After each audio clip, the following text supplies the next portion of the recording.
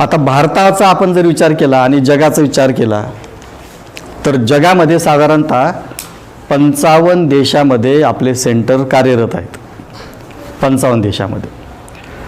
मग युरोपमध्ये वेगवेगळे देश आहेत, अमेरिकेमधले काही आपले धम्मचर्य आहेत, आफ्रिकन ज्याला आपण निग्रो म्हणतो, आपण जर सूर्यगुप्त किंवा विमल सारा ह्या धम्मचारींनी पाहिल्या तर त्या निग्रो आहेत.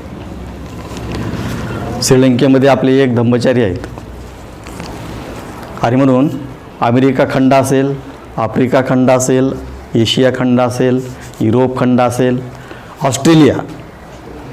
ऑस्ट्रेलिया आणि न्यूझीलंड हे ऑस्ट्रेलिया खंडातले आहेत. तिथं आपले बरेचसे धम्मचारी आहेत. आणि म्हणून जगातला असा कुठला खंड राहिला नाही की जिथं त्रिरत्न बौद्ध महासंघाचं कार्य सुरू नाही. सगळ्यात जवळपास सगळ्याच खंडामध्ये आपलं काम सुरू आहे. अशा या महान संघाचा आपण आज परिचय घेणार आहोत थोडक्यामध्ये. आता भारताचा आपण ज्यावेळेस विचार करतो, आता ह्या खंडाचा विचार केला, 7 खंड आहेत. दक्षिण अमेरिका, उत्तर अमेरिका, आफ्रिका, एशिया, युरोप आणि ऑस्ट्रेलिया. बरोबर, ऑस्ट्रेलिया हा स्वतंत्र खंड आहे तो. आणि त्याच्यामध्ये बरेचसे भाग आहेत, न्यूझीलंड वगैरे ते जे बेट आहेत तिकडचे. आता भारताचा आपण जर विचार केला ना तर जम्मू काश्मीरचा थोडासा जर भाग आपण वगळला, जम्मू काश्मीरचा, तर त्याच्या उत्तराखंड जो आहे तिथून आपलं सुरुवात होतं. उत्तराखंडमध्ये आपलं कार्य सुरू आहे, पंजाबमध्ये सुरू आहे, राजस्थानमध्ये सुरू आहे, गुजरातमध्ये सुरू आहे, मध्य प्रदेशमध्ये चालू आहे, छत्तीसगडमध्ये सुरू आहे, बिहारमध्ये सुरू आहे, उत्तर प्रदेशमध्ये सुरू आहे, ओरिसामध्ये सुरू आहे, महाराष्ट्रामध्ये सुरू आहे, कर्नाटकमध्ये आहे, गोव्यामध्ये आहे, आंध्र प्रदेशमध्ये आहे, तामिळनाडूमध्ये आहे आणि केरळमध्ये आहे. मुद्दा असाच आहे की संघाचं इतकं मोठं कार्य भारतातले 1-2 राज्य जर सोडले आपण, विशेषतः आपले जे पूर्वोत्तर राज्य आहेत, नागालँड, मणिपूर वगैरे हे जर सोडले ना तर जवळपास, आणि बंगालचा जो भाग आहे, बंगालमध्ये आता ज्यावेळेस ओरिसामध्ये काम सुरू आहे तर ते इकडे यायला वेळ लागणार नाही.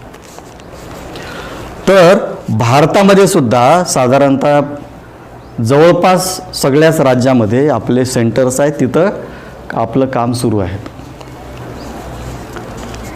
आणि ज्यावेळेस आपण महाराष्ट्राचा विचार करतो तर महाराष्ट्रामध्ये जवळपास जिल्हे जे आहेत, मुंबई, पुणे, औरंगाबाद, नागपूर, सोलापूर, कोल्हापूर, सांगली, सातारा, इकडं उस्मानाबाद, लातूर, नांदेड, बीड, माजलगाव, अमरावती, वर्धा, यवतमाळ, म्हणजे असं कुठला भाग राहिला नाही. परभणीमध्ये जरी धम्मचारी नसला तरी परभणीमध्ये आपले मित्र आहेत. बरोबर आहे. आणि म्हणून महाराष्ट्राचा असा कुठला भाग राहिला नाही. भुसावळ आहे, इकडं धुळे आहे, नाशिक आहे. मग इतकं मोठं अवाढव्य काम संघाचं सुरू आहे. आता आपल्यापैकी बऱ्याच लोकांना वाटेल की इतकं मोठं काम सुरू आहे आपलं. जगभरामध्ये 55 देशामध्ये काम सुरू आहे, 7 खंडामध्ये काम सुरू आहे, भारतामध्ये सुरू आहे, प्रत्येक राज्यामध्ये सुरू आहे, जिल्ह्यामध्ये काम आहे. पण ते दिसत नाही, कारण आपल्याला काय झाली, सवय झाली. थोडं काय झालं ना तर मोठे मोठे फ्लेक्स लावले पाहिजेत. बरोबर आहे. आपले सगळ्यांचे चेहरे त्याच्यावर दिसले पाहिजेत, मोठे मोठे. बाबासाहेबांचा चेहरा जरी नसेल तरी कार्यकर्ते जे काही असतात, 8-10 कार्यकर्ते असतात, त्यांचे मोठे मोठे बॅनर लागले पाहिजेत. पेपरमध्ये मोठ्या मोठ्या बातम्या आल्या पाहिजेत. छोटेखानी कार्यक्रम असतो पण त्याचा प्रचार खूप मोठा होतो. आणि मग इतकं मोठं काम सुरू आहे भारतामध्ये. सांगा बरं, कुठल्या संघाचं असं काम सुरू आहे का? आहे का कुणाचं? म्हणजे बौद्ध धम्माला पाया समजून, बौद्ध धम्माला पाया बेस समजून शुद्ध धार्मिक काम अशा पद्धतीनं लोकांना विकसित होण्यासाठी, लोकांना आचरणाच्या पातळीवर प्रतिज्ञाबद्ध होण्यासाठी केवळ बुद्ध धम्म संघ आणि बाबासाहेबांचा विचार घेऊन, आणि जगभरामध्ये आपण की भारतामध्ये विचार करतो तर बुद्ध धम्म संघ आहेत आणि बाबासाहेबांचा अतिशय मोठा विचार.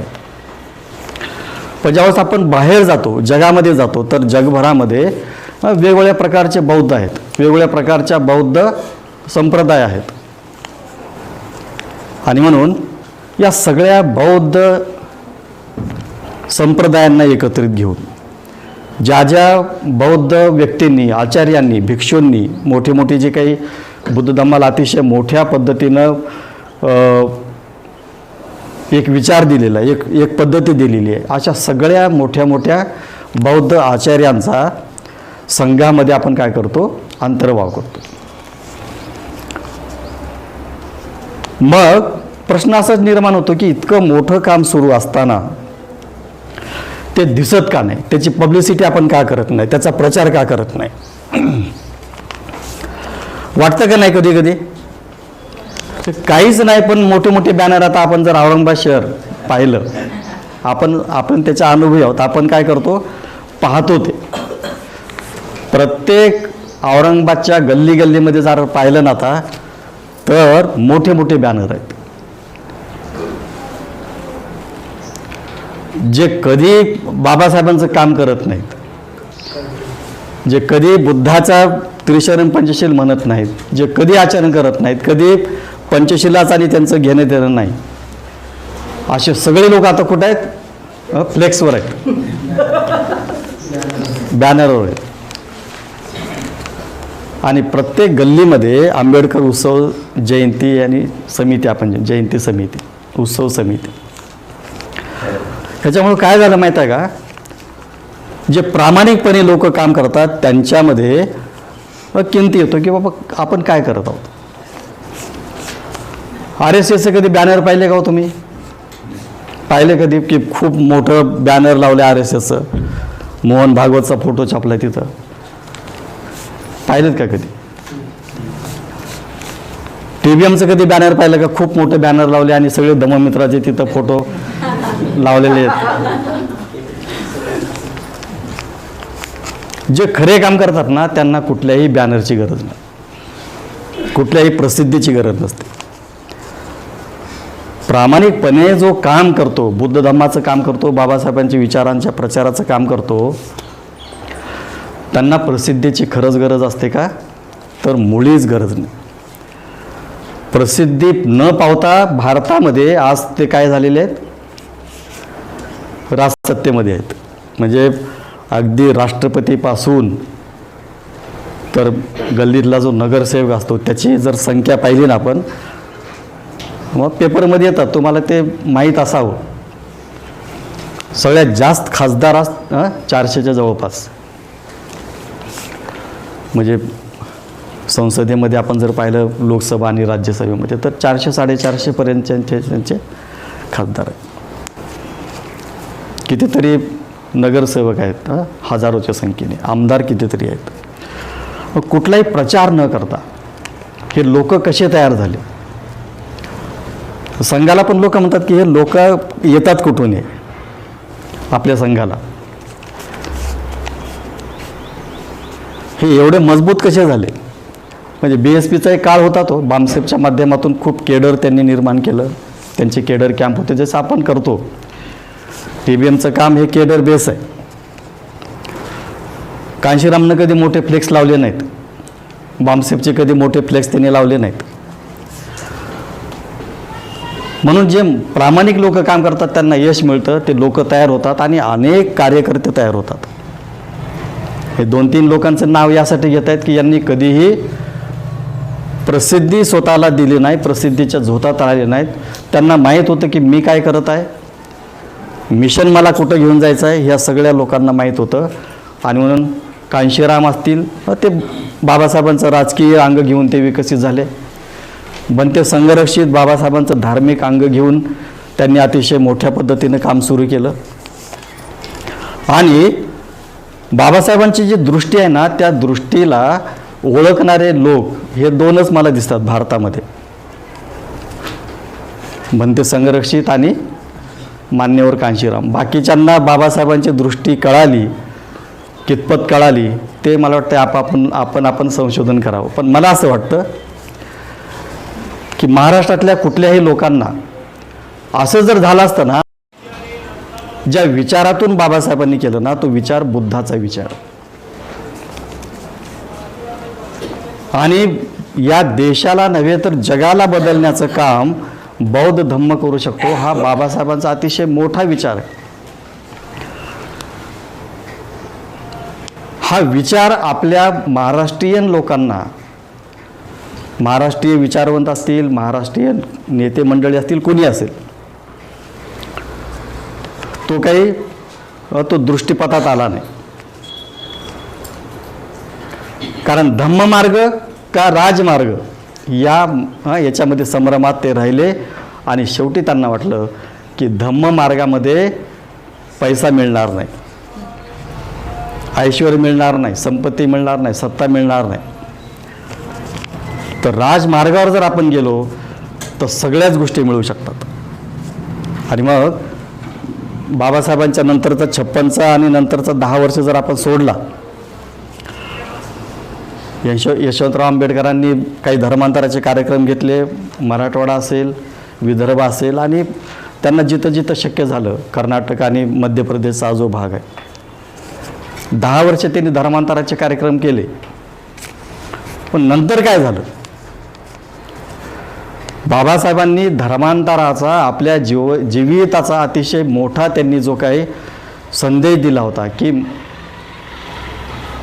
2 वर्षामध्ये मी भारत बौद्धमय करीन असं म्हटले होते बाबासाहेब. किती वर्षामध्ये? केवळ 2 वर्षामध्ये. पण आता असं वाटत आहे की जे बौद्ध आहेत ते तरी 100% बौद्ध राहतील का नाही. काय झालं? बाबासाहेब 7 आठवड्यामध्ये गेले, 1.5 महिन्यामध्ये गेले बाबासाहेब. पण त्यांनी जी धुरा दिली होती की माझ्यानंतर हा जो गाडा आहे ना बुद्ध धम्माचा आणि समाज परिवर्तनाचा, समाज परिवर्तन कुणामुळे होणार हे जोपर्यंत लक्षात येणार नाही ना तोपर्यंत समाज परिवर्तन होणार नाही. आज आपण सगळ्याला शिव्या देतो की एवढं मोठं सरकार आलं, हे सरकार आलं, हे विरोधात आहे, घटनेच्या विरोधामध्ये आहे, आमच्या विरोधात आहे, त्यांच्या विरोधामध्ये आहे. अरे ते आलं कसं?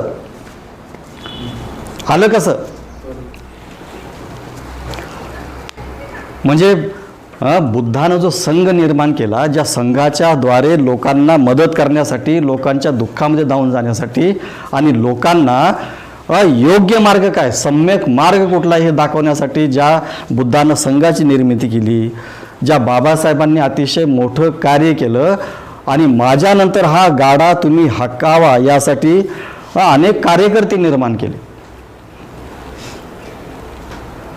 त्या कार्यकर्त्यांनी मात्र काय झालं, राजमार्ग निवडला. बाबासाहेबांना सांगण्यात आलं की बाबासाहेब ऑक्टोबरमध्ये आता हे आहेत, फेब्रुवारी 56 निवडणूक आहेत, धर्मांतर आता आपण फेब्रुवारी नंतर करू. मग 57 फेब्रुवारीमध्ये 57 नंतर आपण काय करू, फेब्रुवारी नंतर आपण धर्मांतराचा कार्यक्रम करू. विचार करा, हे जर झालं असतं, आर भोळे, खोबरागडे, अनेक लोक आहेत, भंडारे, DR भंडारे, बरेच लोक आहेत ते. एक थोडा विचार करा, आता जर तरच्या भाषेत जरी बोलायचं नसेल तर बाबासाहेबांनी या कार्यकर्त्याचं ऐकलं असतं तर काय झालं असतं. आणि म्हणून या जर तरच्या गोष्टी असल्या ना तर हे जे भयावह वातावरण आहे, कांशीरामचं तसं झालं का नाही? तसंच झालं. बाबासाहेबांच्या सुवर्ण जयंतीच्या महोत्सवावर, म्हणजे धर्मांतराच्या सुवर्ण जयंतीच्या महोत्सवावर 2006 मी काय करेल, 2 कोटी लोकांसोबत धर्मांतर. 6 कोटी ऐकलेले. येस, 6 कोटीचा प्रश्न.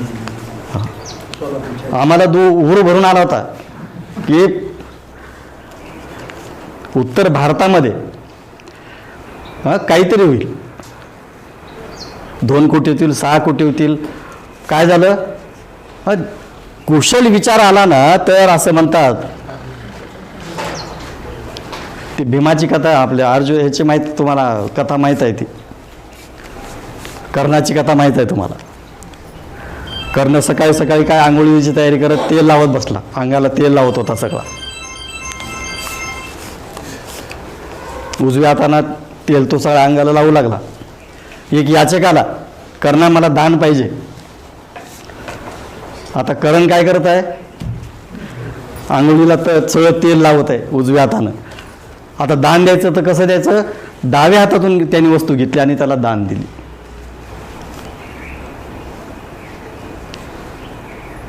कर्णा डाव्या हातानं दान काय देतो? दान उजव्या हाताने द्यायचं असतं. कर्ण काय म्हणतो? उजव्या हाताला तेल लागलेलं आहे. काय लागलेलं आहे? कारण मालिश करत बसला आंघोळीच्या अगोदर. आंघोळ करूपर्यंत दान देण्याचा विचारावर माझा टळला तर तुला दान मिळेल का? आणि म्हणून कुशल कर्म, मंगल कर्म, चांगलं कर्म करण्याची संधी आली ना त्याच्यामध्ये वेळ दौडू नये. कांशीरामने ती वेळ दडवली, ठीक आहे, त्यांचा आधी अंत्यविधी भिक्षू संघाच्या वतीनं झाला तो भाग सगळा. पण सर्वसामान्य माणूस, आज मायावतीची वोटिंग आपण पाहिली ना तर लांब गेलेली. आता ती कधी वर येईल? आणि सगळे ते BJP वाशी झालेले आहेत. मुद्दा असा आहे की महाबोधी सोसायटी तसं झालेलं आहे. महाबोधी सोसायटीचं काय झालं? रामास्वामी पेरियर स्वामीचं काय झालं? हे सगळे बहुजन लोक. महाबोधी सोसायटी तर बौद्ध सोसायटी. धर्मपाल अनागारिक यांनी काय केलं होतं? बुद्ध धर्माच्या प्रचारासाठी अतिशय मोठी संस्था महाबोधी सोसायटी उभी केली. पण सगळे जे महाबोधी सोसायटी पदाधिकारी होते ते कोण होते? उच्चवर्णीय श्रीमंत ब्राह्मण. कोण होते?